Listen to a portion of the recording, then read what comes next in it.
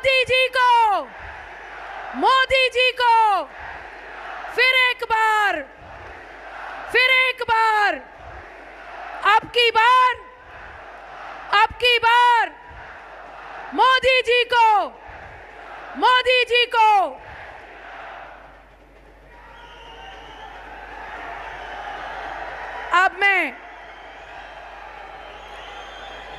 अब मैं माननीय प्रदेश अध्यक्ष वीरेंद्र सचदेवा जी से अनुरोध करती हूं कि विश्व में भारतीय जनता पार्टी के कमल की सुगंध फैलाने वाले हमारे यशस्वी प्रधानमंत्री आदरणीय नरेंद्र मोदी जी को कमल के फूल का प्रतीक देकर स्वागत करें।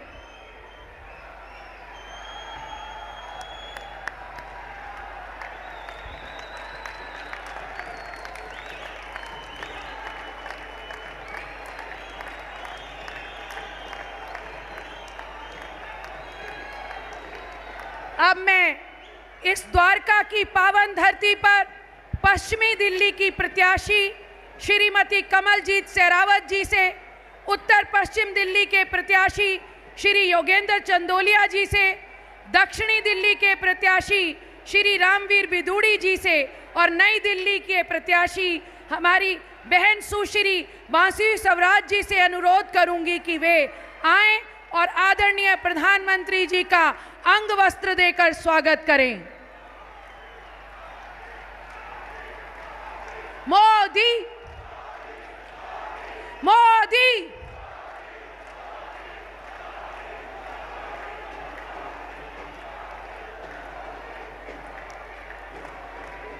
फिर एक बार, अब की बार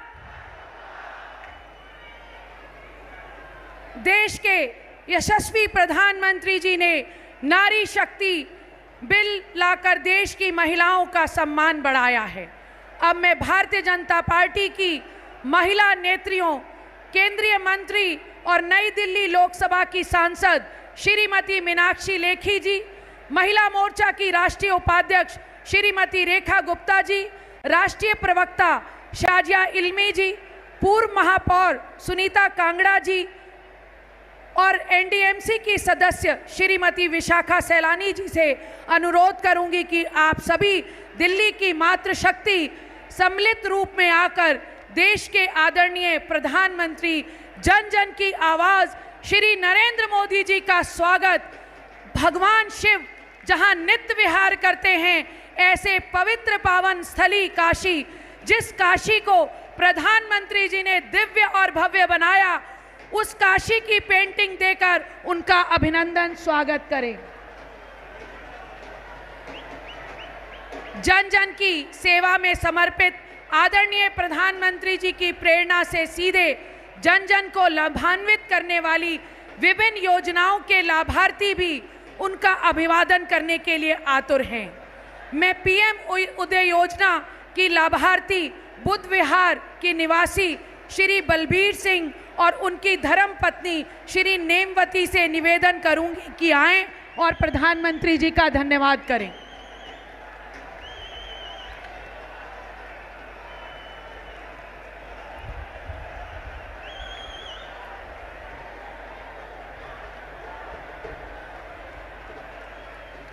उज्ज्वला की लाभार्थी श्रीमती किरण और श्रीमती विमला, जिन्होंने मुद्रा योजना से लाभ प्राप्त किया, वे भी आएं और प्रधानमंत्री जी का धन्यवाद आभार करें।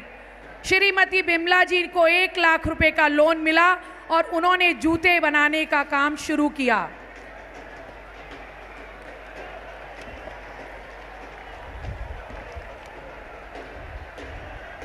दिल्ली देहात की आन बान शान 360 गांव के खाप के प्रधान श्री सुरेंद्र सोलंकी जी, श्री गोवर्धन प्रधान जी एवं उनके साथ सतपाल पहलवान जी के सुपुत्र 52 गांवों के प्रधान श्री धारा सिंह जी से अनुरोध करूंगी वे आएं और आदरणीय प्रधानमंत्री जी को हल देकर उनका अभिवादन करें और स्वागत करें।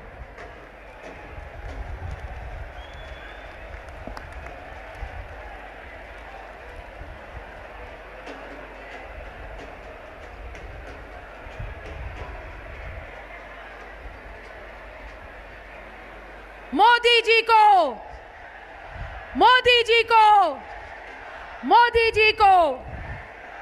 अब मैं दिल्ली हाई कोर्ट के रिटायर्ड जस्टिस सरदार RS सोडी जी से आग्रह करूंगी कि वे आएं। आप गुरु गोविंद सिंह जी के ताया जी श्री सूरजमल जी के वंशज हैं। आज भी आपकी हवेली गुरु तेग बहादुर जी की जमीन आनंदपुर साहब में स्थित है।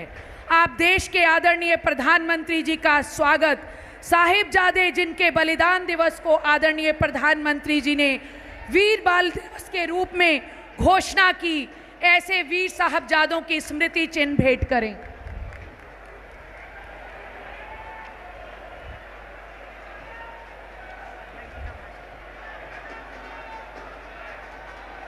अब की बार, फिर एक बार, अब मैं एक साधारण कार्यकर्ता से लेकर दिल्ली प्रदेश के अध्यक्ष पद कुशलतापूर्वक दायित्व निर्वहन करने वाले हम सब के अनुकरणीय माननीय श्री वीरेंद्र सचदेवा जी से आग्रह करती हूं कि वे आएं और इस विशाल जनसभा को संबोधित करें।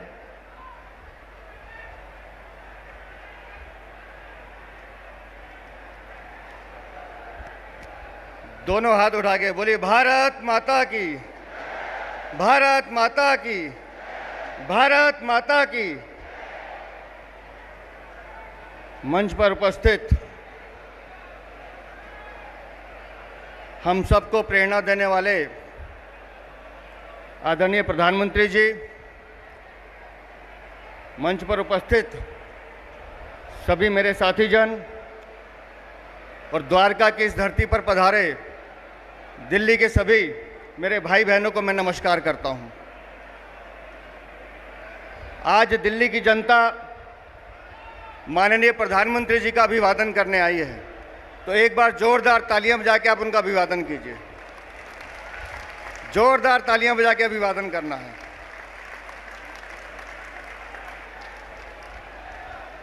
आज की ये रैली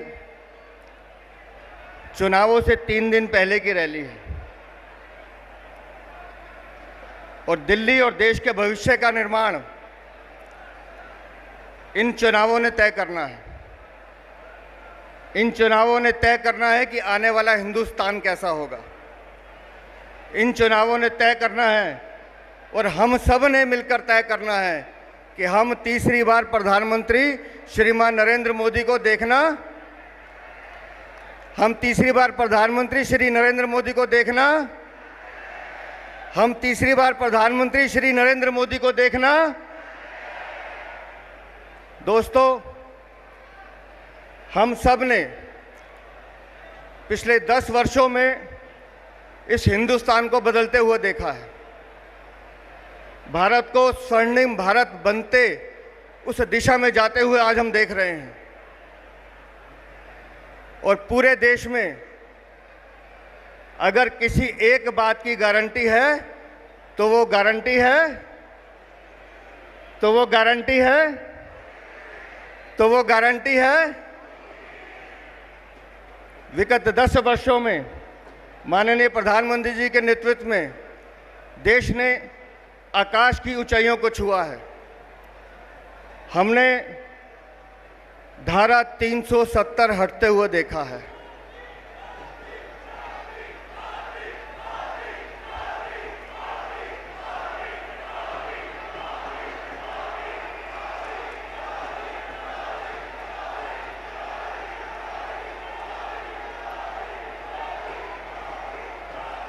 हमारी पीढ़ियां खप गईं वो दिन देखने के लिए कि जब धारा 370 हटेगी, और हम गौरवशाली हैं कि हमने अपने जीवन काल में वो क्षण देखा है। हम सब ने अपनी आंखों से माननीय प्रधानमंत्री जी को प्रभु श्री राम मंदिर की प्राण प्रतिष्ठा करते हुए देखा है। बोले जय श्री राम, जय जय श्री राम, जय श्री राम। हमने माननीय प्रधानमंत्री जी के नेतृत्व को देश के दुश्मनों को घर में घुस के मारते हुए देखा है। ये वो घटनाएं हैं जो हमारे जीवन काल की अमिट घटनाएं हैं, जो हम अपने जीवन में कभी भूल नहीं सकते, और ये इतिहास भी इन सब घटनाओं को स्वर्णिम अक्षरों में याद रखेगा। ये बदलते हुए भारत की तस्वीर है, जिसका एकमात्र श्रेय अगर किसी को जाता है तो माननीय प्रधानमंत्री जी को जाता है।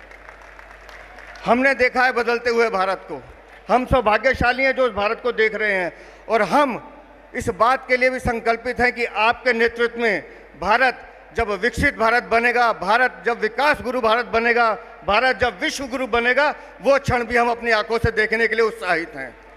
हम उस क्षण को देखना चाहते हैं, और उस क्षण को देखने के लिए हम सब ने संकल्प लिया है कि दिल्ली की 7 सीटों पर कमल भी खिलाएंगे और माननीय मोदी जी को तीसरी बार प्रधानमंत्री भी। दोस्तों, हम आज जिस स्थल पर बैठे हैं ये द्वारका है, और इस द्वारका में माननीय मोदी जी का आना बार बार हुआ है। यहां से क्षण कदमों की दूरी पर आपने यशोभूमि का सेंटर देखा है, जो माननीय प्रधानमंत्री जी ने आप लोगों को दिया है, दिल्ली की जनता को दिया है। और इसी तरह से इसी द्वारका में लगभग 1569 करोड़ के आवासीय मकान दिल्ली की जनता को दिए गए हैं, जो प्रधानमंत्री के नेतृत्व में सबको दिए गए हैं। इसी द्वारका में लगभग 550 करोड़ की भारत वंदन योजना पर काम चल रहा है। इसी द्वारका और रोहिणी में खेलों का एक नया ढांचा तैयार किया जा रहा है। हम सब जानते हैं कि माननीय प्रधानमंत्री जी खेल और खिलाड़ियों को हमेशा प्रोत्साहित करने का काम करते हैं, उनको आगे बढ़ाने का काम करते हैं। लेकिन द्वारका वाले तो भाग्यशाली हैं कि द्वारका में सेक्टर 8 में 110 करोड़ की लागत से स्पोर्ट कॉम्प्लेक्स बना है। सेक्टर 19 में 85 करोड़ की लागत से स्पोर्ट कॉम्प्लेक्स बन रहा है। सेक्टर 23 में 77 करोड़ की लागत से एक स्पोर्ट्स कॉम्प्लेक्स बन रहा है। सेक्टर 24 में 223 करोड़ की लागत से एक स्पोर्ट्स कॉम्प्लेक्स बन रहा है। उसी तरह से रोहिणी में 110 करोड़ की लागत से स्पोर्ट्स कॉम्प्लेक्स खुल रहा है। और सेक्टर 19-20 में 30,000 लोगों की क्षमता का बैठने वाला एक फुटबॉल स्टेडियम भी माननीय प्रधानमंत्री जी के नेतृत्व में बनने जा रहा है। ये सब माननीय प्रधानमंत्री जी का नेतृत्व है, जो एकमात्र दिल्ली के एक द्वारका क्षेत्र में उन्होंने स्पोर्ट्स की एक हब सिटी बनाने का प्रयास किया है, ताकि दिल्ली और देश के खिलाड़ियों को वो मूलभूत सुविधाएं मिलें जो दिल्ली के लोग और देश की जनता जिसकी हकदार है। दोस्तों, हमने नारी शक्ति वंदन अधिनियम पास होते हुए देखा है। माननीय प्रधानमंत्री जी ने हमेशा मातृशक्ति को बढ़ाने का काम किया है, लेकिन मैं बड़ी विनम्रता के साथ इस मंच से कहना चाहता हूं कि आज दिल्ली में एक ऐसी सरकार भी है जहां दिल्ली के मुखिया अपने घर में बुलाकर महिलाओं का अपमान करते हैं, मारपीट करते हैं, मातृशक्ति को अपमानित करते हैं। ये इसी दिल्ली में हुआ है, आप सबके सामने हुआ है। इस दिल्ली में इस सरकार को सबक सिखाने की ज़रूरत है, और उसके लिए ज़रूरी है माननीय प्रधानमंत्री जी का नेतृत्व। इसलिए मैं आप सबसे हाथ जोड़ के विनती करता हूं, हम सब एकजुट होकर एक मत से, एक मुख से एक ही बात करेंगे कि 25 मई का दिन होगा, 25 मई का दिन होगा, 25 मई का दिन होगा। कमल का बटन दबाना है, मोदी जी को प्रधानमंत्री, कमल का बटन दबाना है, कमल का बटन दबाना है। तो बोलिए भारत माता की, भारत माता की, भारत माता की। धन्यवाद।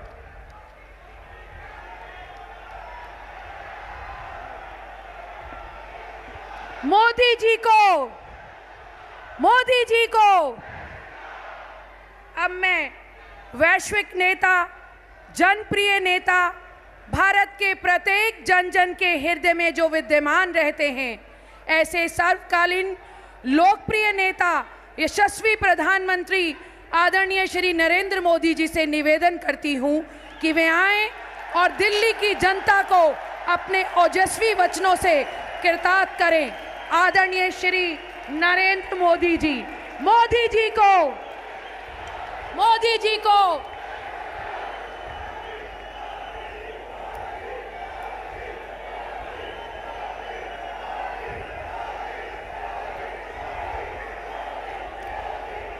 नमस्कार।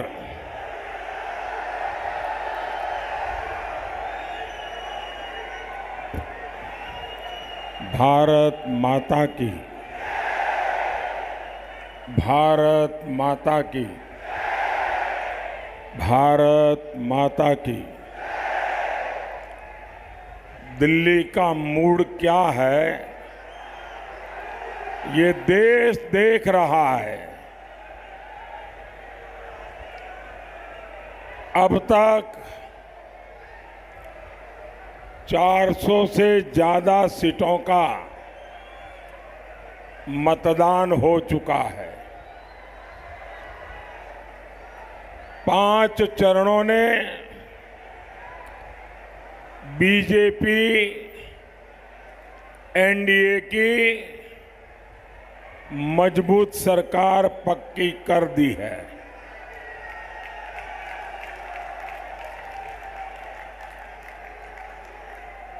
देश भी समझ रहा है कि इंडी वालों को अगर गलती से भी कोई वोट पड़ गया तो वोट देश के लिए किसी काम आने वाला नहीं है। जबकि बीजेपी को दिया हर वोट विकसित भारत का संकल्प मजबूत करेगा। और इसलिए ये विशाल जनसागर भी एक स्वर से कह रहा है, फिर एक बार, फिर एक बार, फिर एक बार। भाइयों और बहनों, आजादी के बाद पहली बार भारत के लोगों ने स्पष्ट रूप से कांग्रेस मॉडल और भाजपा मॉडल का फर्क देखा है।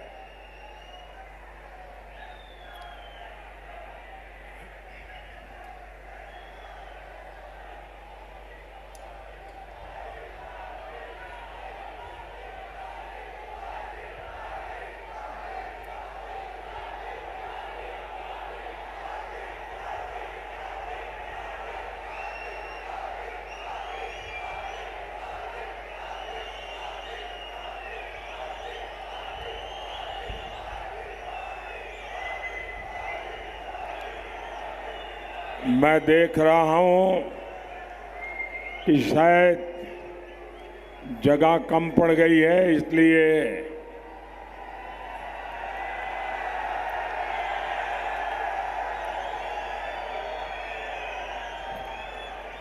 मेरी आप सबसे एक प्रार्थना है,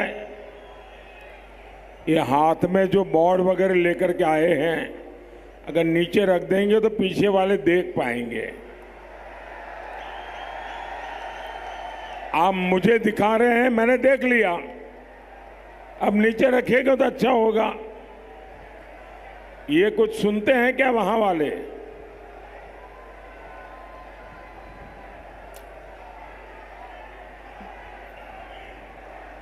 अगर आप लोग इजाजत दें तो मैं बोलना शुरू करूं। मेरी आपसे प्रार्थना है, ये मैडम आप नीचे रख सकती हो, मैडम आप नीचे रख सकती हो उसको, मैं आपको कह रहा हूं।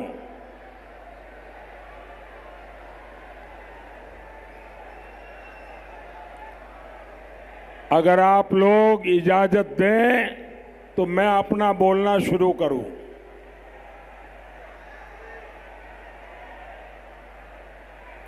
इजाजत है? मुझे लगता नहीं है। अगर आपकी इजाजत है तो मैं बोलना शुरू करूं। आपका ये प्यार, आपका ये उत्साह मेरे सर आंखों पर, लेकिन कम से कम मुझे तो बोलने तो दीजिए।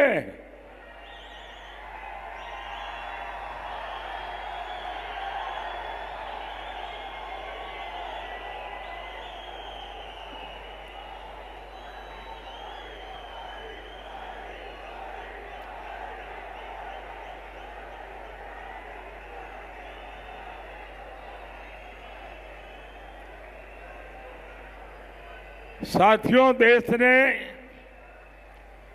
कांग्रेस का मॉडल और बीजेपी का सरकार का मॉडल,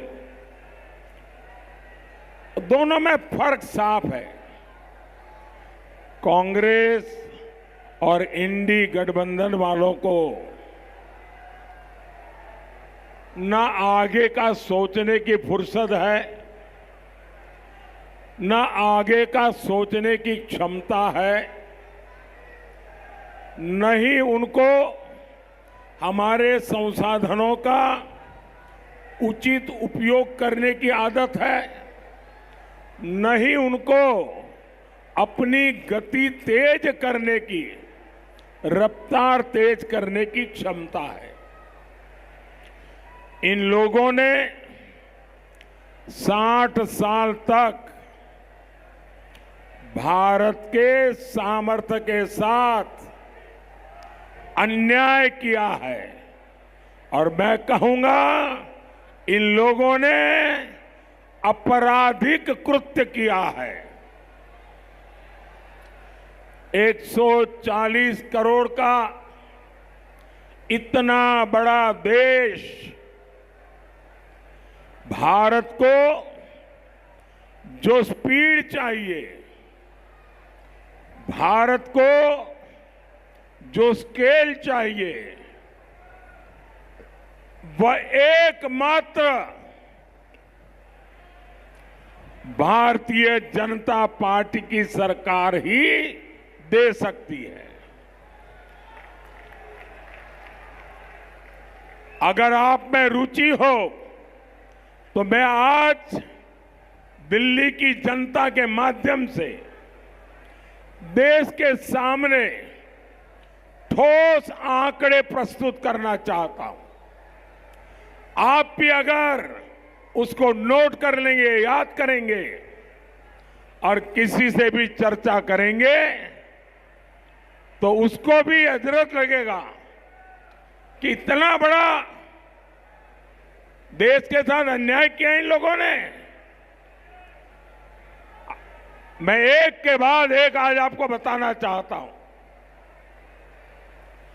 आप कल्पना कर सकते हैं, कांग्रेस हर दिन 12 किलोमीटर हाईवे बनवा पाती थी। मोदी सरकार हर रोज करीब 30 किलोमीटर हाईवे बनवा रही है। कांग्रेस 60 साल में ज्यादा से ज्यादा 70 एयरपोर्ट बनवा पाई थी। 60 साल में 70। मोदी ने 10 साल में 70 नए एयरपोर्ट बनाकर जोड़ दिया।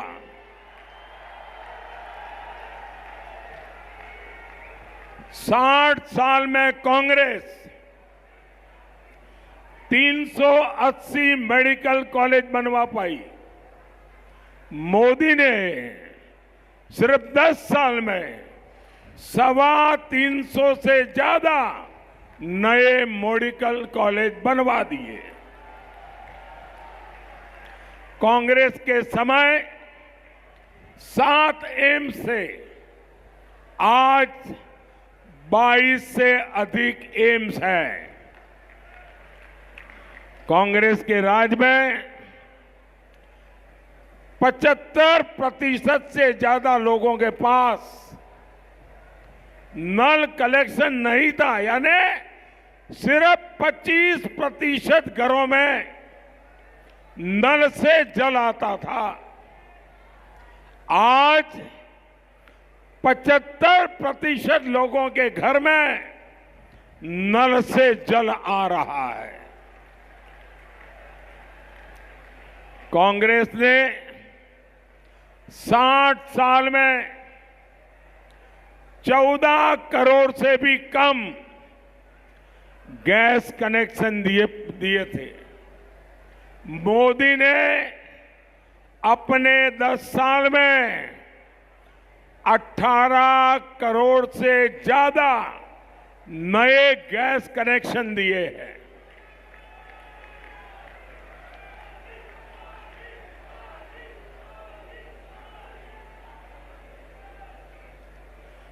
कांग्रेस के समय हम मोबाइल फोन इंपोर्ट करते थे, विदेशों से लाते थे।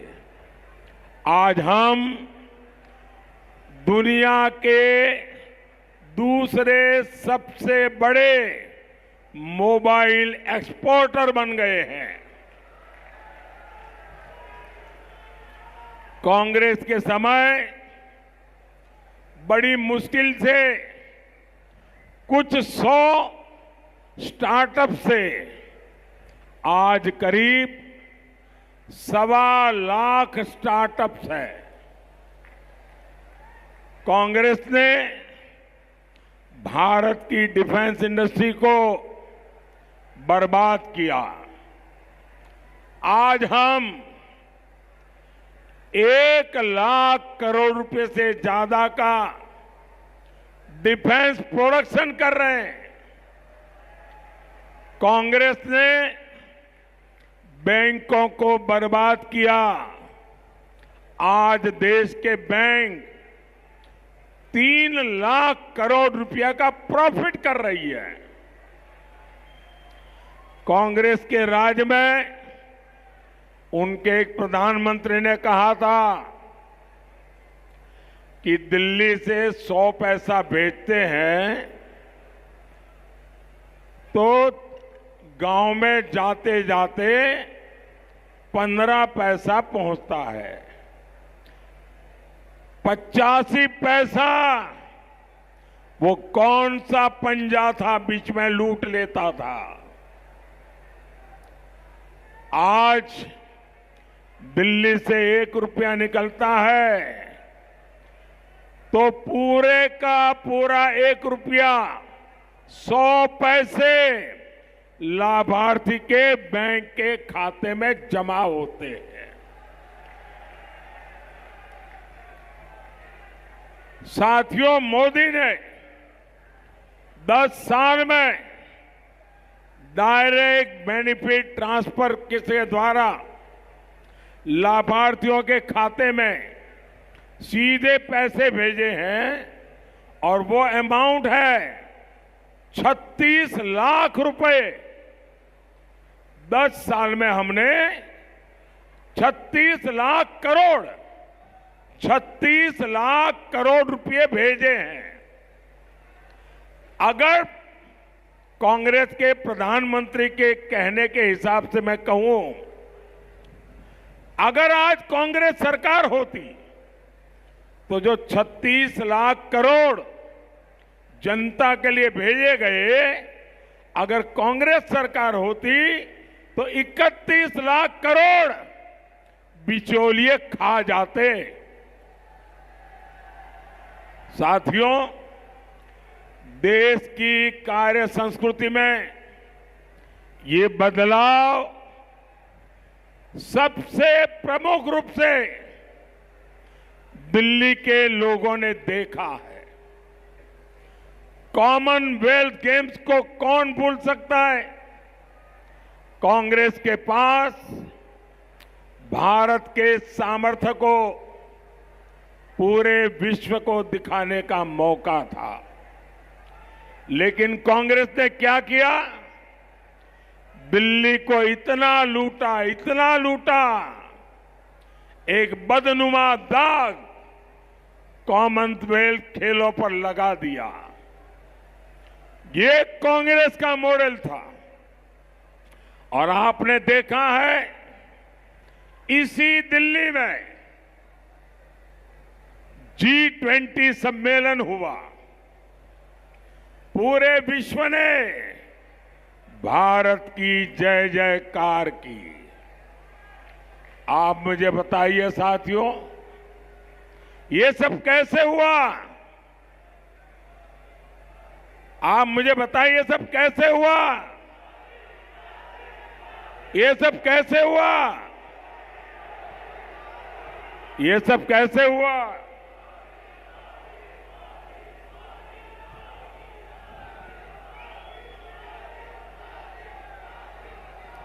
साथियों, ये सब इसलिए हुआ क्योंकि भाजपा का विकास मॉडल नेशन फर्स्ट के लिए कमिटेड है। हमारे लिए राष्ट्र प्रथम, ये हमारा जीवन मंत्र है। दूसरी ओर कांग्रेस और इंडी गठबंधन है, इनका एकमात्र एजेंडा है फैमिली फर्स्ट। मैं देशवासियों को कहना चाहता हूं, मैं दिल्ली वालों को कहना चाहता हूं, आपको राजनीति की सारी जानकारियां हो या न हो तो भी, आपको देश की प्रगति की जानकारियां हो या न हो तो भी, आपको कांग्रेस के कारनामों का पता हो या न हो तो भी, आपको भाजपा की सिद्धियों का पता हो या न हो तो भी, दो शब्द से आप निर्णय कर सकते हैं कि सरकार किसकी बननी चाहिए। हमारा है नेशन फर्स्ट, उनका है फैमिली फर्स्ट। निर्णय देश करे, नेशन फर्स्ट चाहिए कि उनका फैमिली फर्स्ट चाहिए।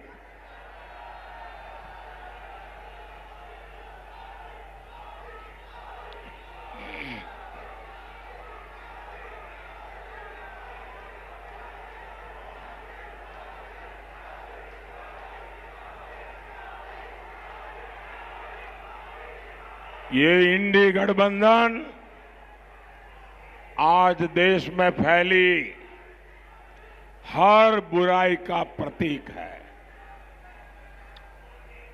इंडी गठबंधन के जितने लोग हैं, इनमें तीन चीजें समान है। तीन चीजें इनकी रगों में है। एक है, ये इंडी गठबंधन के सारे लोग गौर सांप्रदायिक है। दूसरा, ये गौर जातिवादी है। तीसरा, ये गौर परिवारवादी है। इन तीनों में दिखाई देगा। भाई और बहनों, इनकी सांप्रदायिकता की साक्षात गवाह हमारी दिल्ली रही है। आज मैं, जो लोग, जरा ये मीडिया वाले भी कान खोल के सुन लो,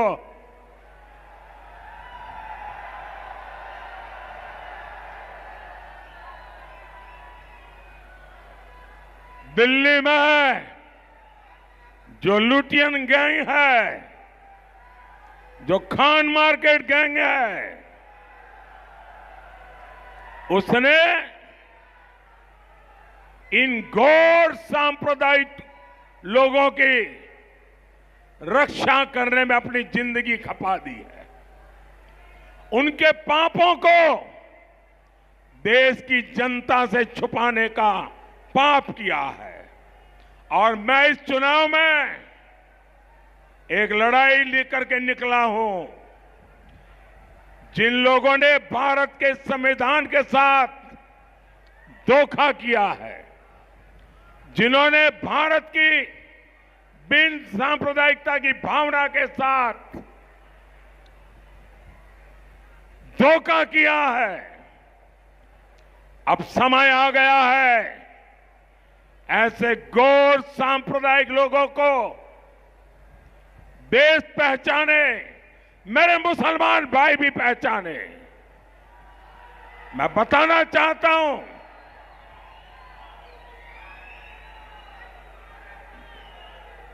मैं जरा कांग्रेस के नेताओं को पूछना चाहता हूं, वो भाषण देते रहते हैं कि अगर पीएसयू का प्राइवेटाइजेशन होगा तो आरक्षण चला जाएगा। भाषण इतने करते हो, जरा आज मुझे जवाब दो। मैं दिल्ली की धरती से चुन चुन करके सवाल पूछना चाहता हूं।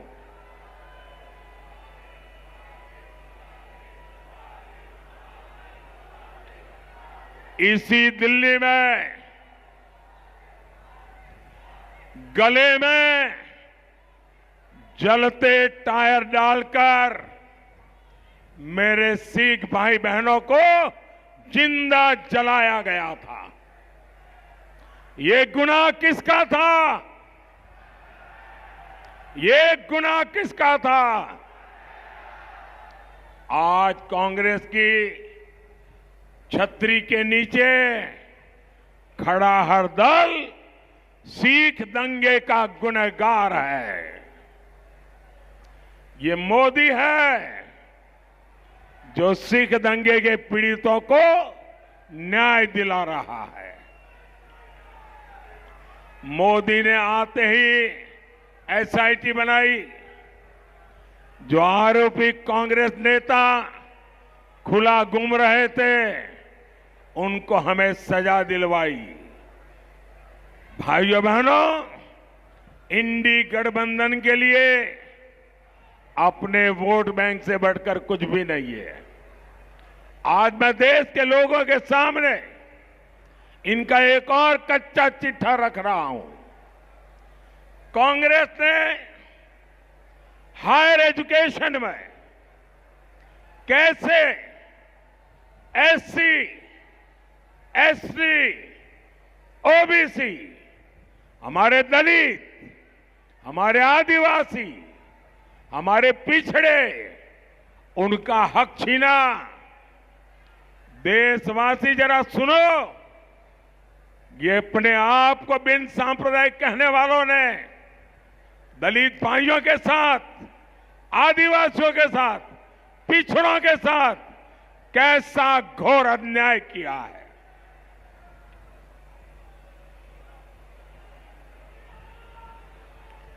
दिल्ली की प्रतिष्ठित जामिया मिलिया इस्माइलिया सेंट्रल यूनिवर्सिटी पूरा देश जानता है। 60 साल तक ये यूनिवर्सिटी बाकी यूनिवर्सिटियों की तरह एक सामान्य शिक्षा संस्थान के रूप में चल रही थी। इसमें भी दलितों, पिछड़ों, आदिवासियों को रिजर्वेशन मिला करता था। लेकिन 2014 के चुनाव जीतने के लिए मनमोहन सिंह की सरकार ने, कांग्रेस सरकार ने, ये इंडी गठबंधन वालों की जमात की सरकार थी, 2011 में कांग्रेस सरकार ने चुपचाप एक चाल चली। अचानक जामिया मिलिया यूनिवर्सिटी को माइनॉरिटी इंस्टीट्यूशन घोषित कर दिया।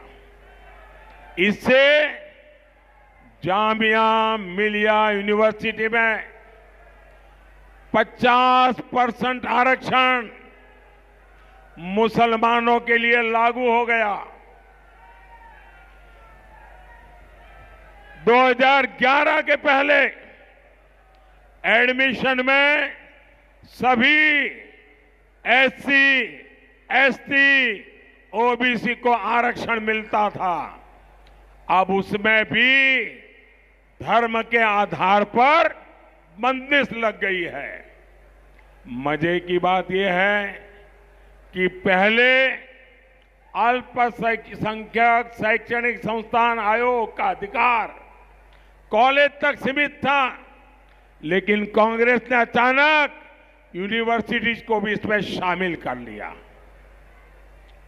मैं जरा जो अपने आप को बहुत बड़े दलितों के मसीहा बना करके घूमते रहते हैं, आदिवासियों के मसीहा बता करके घूमते रहते हैं, पिछड़ों के मसीहा बना करके घूमते रहते हैं, मैं उनको पूछना चाहता हूं, ऐसी कौन सी आपकी मजबूरी है कि आपने दलितों का, आदिवासियों का, पिछड़ों का अधिकार छीन लिया गया, आरक्षण छीन लिया गया और चुप बैठे रहे?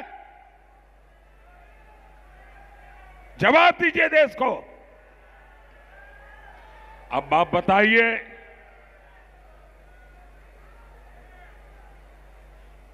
करीब 15 साल हो गए,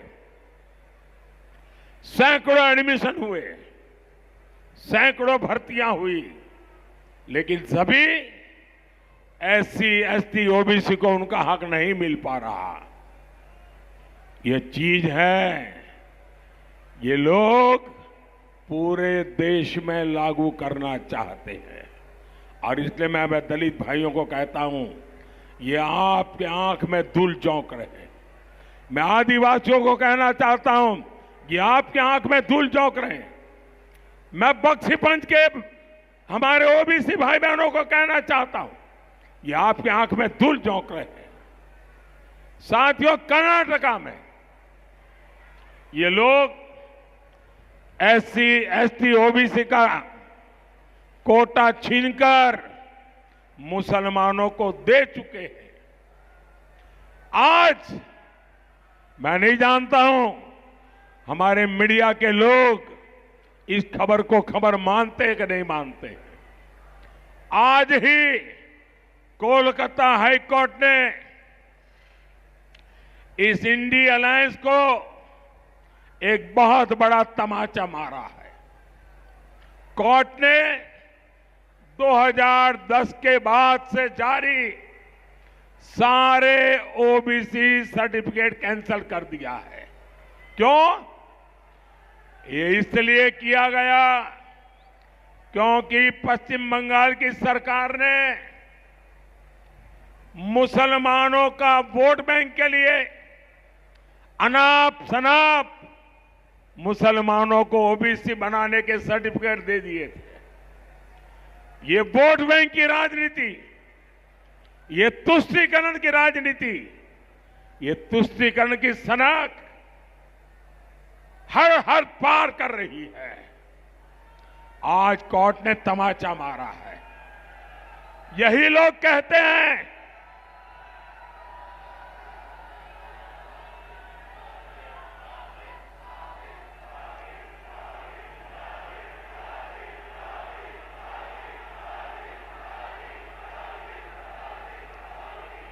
साथियों, ये खान मार्केट गैंग ये पापी की भागीदार है। यही लोग कहते हैं कि देश के संसाधनों पर पहला हक मुसलमानों का है।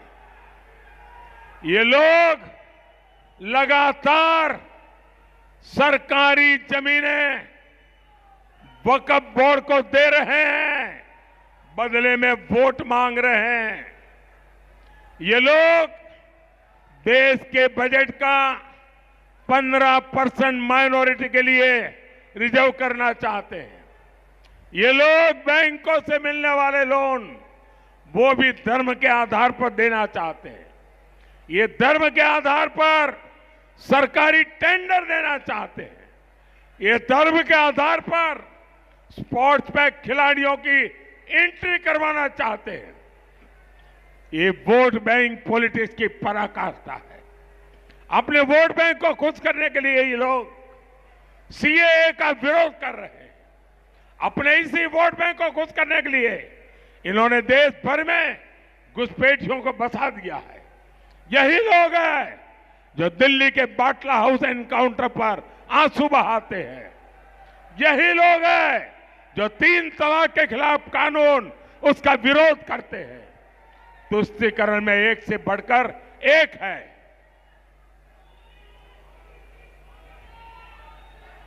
और इसी के लिए इन्होंने एक साथ आकर इंडी गठबंधन बनाया है। और साथियों, अब ये खान मार्केट गैंग के पास एक ही रास्ता बचा है। मोदी जितनी बार मुसलमान शब्द बोले उसको कह देना सांप्रदायिकता का भाषण कर रहा है। साथियों, मैं जब इनकी घोर सांप्रदायिक हरकतों को हकीकतों के द्वारा, तथ्यों के द्वारा एक्सपोज कर रहा हूं तो इनका पूरा इकोसिस्टम चिल्लाता है कि मोदी हिंदू मुसलमान कर रहा है। भाइयों बहनों, मुझे चिंता इस देश की है। आप आजादी के पहले के दिन देखिए, कांग्रेस पार्टी ने एक के बाद एक ऐसी ही हरकतें शुरू की थी जिसका परिणाम हुआ देश के टुकड़े हो गए, धर्म के आधार पर हो गए।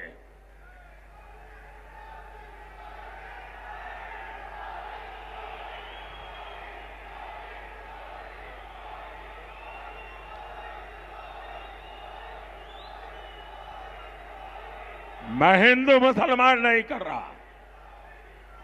ये लोग सुबह शाम रात दिन मुसलमान मुसलमान, vote bank vote bank, vote जिहाद, यही उनका खेल चलता है। उनकी वोट बैंक पॉलिटिक्स को एक्सपोज कर रहा हूं। इन लोगों ने भारत की बिन सांप्रदायिक की भावना की धज्जियां उड़ाई है। इन्होंने संविधान के पीठ में छुरा भोंका है। इन लोगों ने संविधान की मूल आत्मा पर प्रहार किया है। जब एक क्षेत्रीय पार्टियों ने कांग्रेस का मुस्लिम वोट बैंक खा लिया, तब से कांग्रेस खुलकर और बड़े स्तर पर सांप्रदायिक साजिशें करने लगी है। कई बार लाख झूठ बोलते हुए भी शहजादे की जुबान पर सच्चाई तो आ ही जाती है। आज कांग्रेस के शहजादे ने एक बड़ा सच स्वीकार कर लिया। शहजादे ने मान लिया है कि उनकी दादी, उनके पिताजी, उनकी माताजी के समय जो सिस्टम बना वो दलितों, पिछड़ों, आदिवासियों का घोर विरोधी रहा है। कांग्रेस के इसी सिस्टम ने एससी, एसटी, ओबीसी की कितनी ही पीढ़ियों को तबाह किया। आज शाहजादे ने खुद ये बात मान ली है। भाइयों और बहनों, ये इंडी गठबंधन वाले घोर भ्रष्टाचारी भी है। ये वो लोग हैं जिनके पास से नोटों के पहाड़ निकल रहे हैं। ये लोग रंगे हाथ पकड़े जा रहे हैं। झारखंड हो, पश्चिम बंगाल हो, सब जगह इनका भ्रष्टाचार खुलकर सामने आ रहा है। यहां दिल्ली में तो हम कट्टर भ्रष्टाचारियों का खेल देख रहे हैं।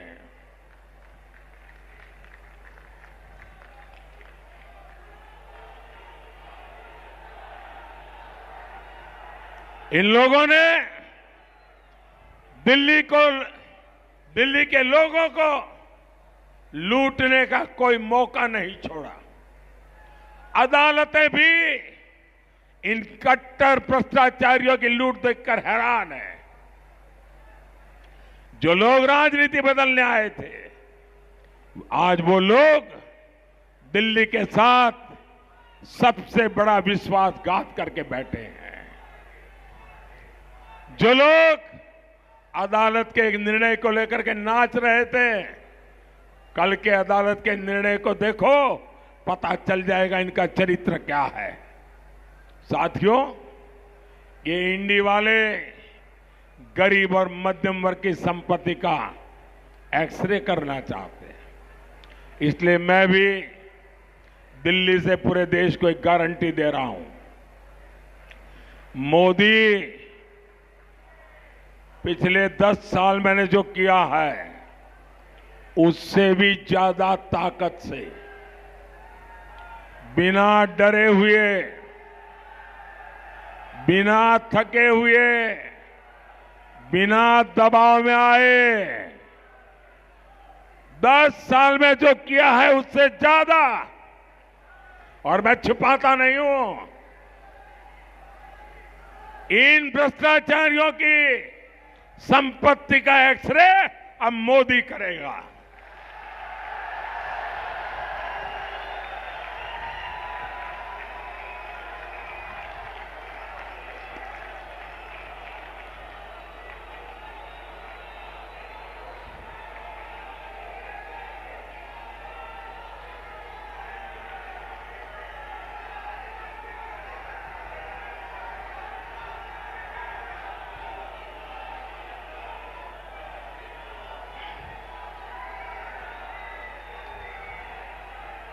शराब घोटाले की कमाई हो या फिर नेशनल हेराल्ड घोटाला हो, भ्रष्टाचारियों से पाई पाई वसूली जाएगी।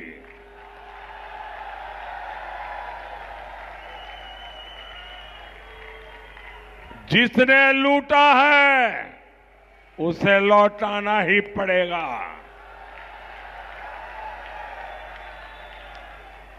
और जो लूटा हुआ मैं इन दिनों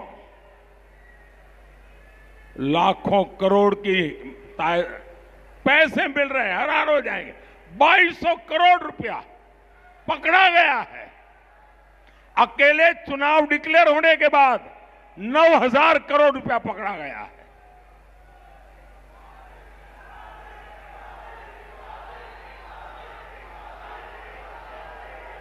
और मैं कानूनी सलाह ले रहा हूं कि ये जो पैसे हम जब्त कर रहे हैं वो किसी न किसी निर्दोष नागरिक के ही पैसे हैं। किसी ने नौकरी के लिए पैसा दिया है, किसी ने नौकरी के लिए जमीन दिया हुआ है, किसी ने नौकरी के लिए अपना घर लिखवा दिया है। ये जिसके अभी ट्रेल मिलेगा, मैं देशवासियों को वादा करता हूं, अगर मुझे पक्का ट्रेल मिल जाएगा, हाँ ये पैसा उसी का उसके पास गया है, तो मैं ये पैसा उसको लौटाऊंगा।